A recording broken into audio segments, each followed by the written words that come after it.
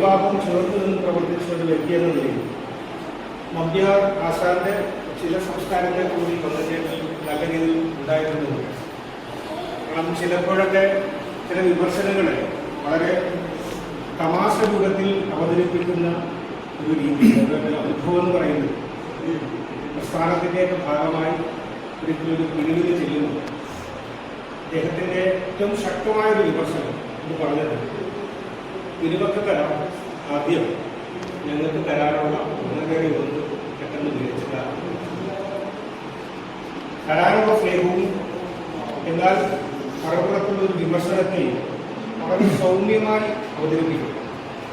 പ്രത്യേകിച്ച് കഴിഞ്ഞ ദിവസമാണ് ചെറുമകളായിട്ടുള്ള വർഷയുടെ ഒരു നവമാധ്യമത്തിലേക്ക് എത്തുന്നത്.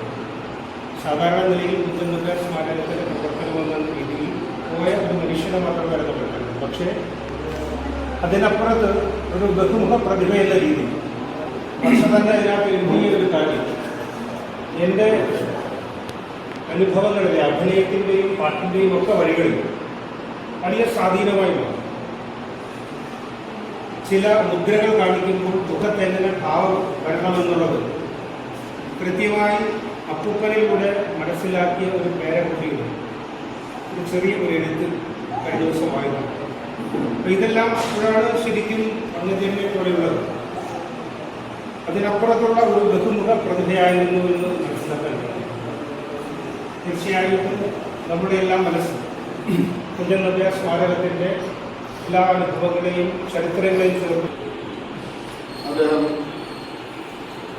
അമ്പലപ്പുഴയുടെ കലാരംഗത്തിന്റെ ഭാഗമായിട്ടാണ് ആദ്യകാലത്ത് തുടങ്ങുന്നത്.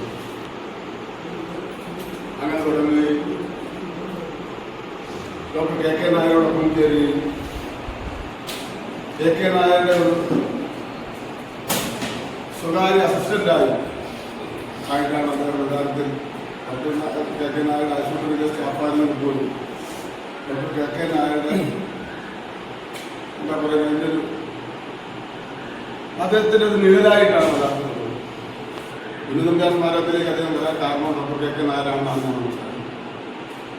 കെ കെ നായരുടെ നേതൃത്വത്തിലാണ് ഉന്നതമ്പ്യാർ സ്മാരകം ഈ സമിതി സ്ഥാപിക്കുന്നതിന് വേണ്ടിയുള്ള പരിശ്രമം നടത്തുന്നത്. അങ്ങനെ അദ്ദേഹത്തിൻ്റെ നേതൃത്വത്തിൽ വന്നപ്പോൾ ആദ്യത്തെ ജീവനക്കാരനായി ആദ്യത്തെ അവസാനത്തെ എല്ലാം കൂടെ ചേർന്ന ഒരേ ഒരു ജീവനക്കാരനായിട്ട് പങ്കുചേട്ടം വരുന്നത്. അങ്ങനെ പിന്നീട് അതിന് ശേഷം 1967 ഇവിടെയൊക്കെ ചർച്ചയിട്ടുണ്ടാവും. ഓഡിറ്റോറിയം ഉണ്ടാക്കി അതിൻ്റെ ഓഡിറ്റോറിയത്തിന് താക്കോൽ കൂട്ടം യഥാർത്ഥ സാധാരണ ചെയർമാൻ്റെ സെക്രട്ടറിയിലാണ്. എന്നിട്ട് ഞാൻ പല ആൾക്കാർ പറഞ്ഞിട്ടുണ്ട്, അഭിമാനത്തോടെ പറഞ്ഞിട്ടുണ്ട്. ആ താക്കോൽ കൂട്ടം CS മുഹമ്മദുമായി നേരിട്ട് പങ്കുചാൻ തരുന്നു. അപ്പം അങ്ങനെ അന്ന് മുതൽ അല്ലെങ്കിൽ അതിന് മുമ്പ് മുതൽ ഇതിൻ്റെ ഒരു ഭാഗമാണ്. അതിനകത്ത് എനിക്ക് തോന്നുന്നത് അതിനകത്ത് ഒരു ശമ്പളമൊന്നോ അങ്ങനെ ആരും കൊടുത്തിട്ടില്ല അദ്ദേഹത്തിന്. അദ്ദേഹം ഒരു സമർപ്പിക്കപ്പെട്ട ഒരു വെറുതെ വെറും വാക്കുകളുള്ള സമർപ്പണമല്ല, അദ്ദേഹം ഒരു സമർപ്പിക്കപ്പെട്ട ഒരു വ്യക്തിത്വമായിട്ട് ഈ കലയോടുള്ള ഈ ഇവിടുത്തെ ഒരു സാംസ്കാരികതയോടുള്ള ഒരു ഇഴയെടുപ്പും അതുകൊണ്ട് തന്നെയാണ് അദ്ദേഹം മറ്റു ജോലികളൊന്നും തേടിപ്പോകാറ്. ആദ്യകാലങ്ങളിൽ കുട്ടികൾ പറഞ്ഞറിയാം, ആദ്യകാലങ്ങളിൽ ബാധയ്ക്ക് വേണ്ടിയിട്ടുള്ള കഥ. അതെനിക്ക് തോന്നുന്നത് ഇവിടുന്ന് ആരെയും അത് കൊടുക്കാനാണ്. 65 രൂപ ശമ്പളത്തിന് കൊടുത്തിട്ട് ശമ്പളം എന്ന് എഴുതി വെച്ചിട്ട് 9 കൊല്ലം കൊടുക്കാതില്ല. 9 കൊല്ലം 65 രൂപയുടെ ശമ്പളത്തിന് 9 കൊല്ലം കൊടുക്കാതില്ല. ആ സമയത്തായിരിക്കും എനിക്ക് തോന്നുന്നു ബാലയ്ക്ക് പോയെന്ന് എനിക്ക് തോന്നുന്നു. ജീവിക്കാൻ എന്തെങ്കിലും മാർഗമില്ല. അപ്പോൾ ടീച്ചറുടെ ജോലിയൊന്നും ആയിട്ടില്ലാത്തൊരു കാര്യം. അപ്പോഴും കുഞ്ഞനമ്പ്യാർ സ്മാരകം എന്ന് പറയുന്നത് അദ്ദേഹത്തിൻ്റെ ജീവനും ജീവിതവുമായിരുന്നു. അങ്ങനെയുള്ള ഒരു മനുഷ്യൻ ഇതിൻ്റെ എല്ലാം എന്നെ സംബന്ധിച്ചിടത്തോളം കഴിഞ്ഞ ഒരു 10 കൊല്ലക്കാലം ഒന്നിച്ചിട്ടാണ് ഞാൻ ഈ 10 കൊല്ലക്കാലം ഇവിടുത്തെ കൊണ്ടുണ്ടായിരുന്നു. 5 കൊല്ലം സെക്രട്ടറിയായിട്ട് 5 കൊല്ലമല്ല. ആ 10 കൊല്ലക്കാലവും അദ്ദേഹം പറഞ്ഞു എന്ന് പറയുന്ന കഥകളുണ്ട്. അതാണ് എനിക്ക് അമ്പലപ്പുഴയുടെ കഥകൾ എനിക്കറിയാവുന്ന മുഴുവൻ ഒരു മടിയില്ല ഞാൻ പറയാം. അദ്ദേഹം പറഞ്ഞാൽ കഥകളാണ്.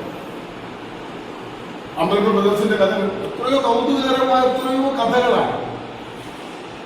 അവരുടെ ഈ അമ്പലപ്പുഴ രാവണയുടെയൊക്കെ കഥകൾ, അത് കഥകൾ അന്നത്തെ നടന്ന ഓരോ കാര്യങ്ങൾ രാത്രിയിലും പകലിലും ഒക്കെ നടന്നിട്ടുള്ള അതൊക്കെ ഒത്തിരി പറഞ്ഞു വന്നിട്ടുണ്ട്. അത് മാത്രമല്ല, ഞാൻ ആദ്യം വന്നപ്പോൾ ആദ്യം നമ്മൾ ചെയ്തത് ഇതിൻ്റെ ഒരു ചരിത്രം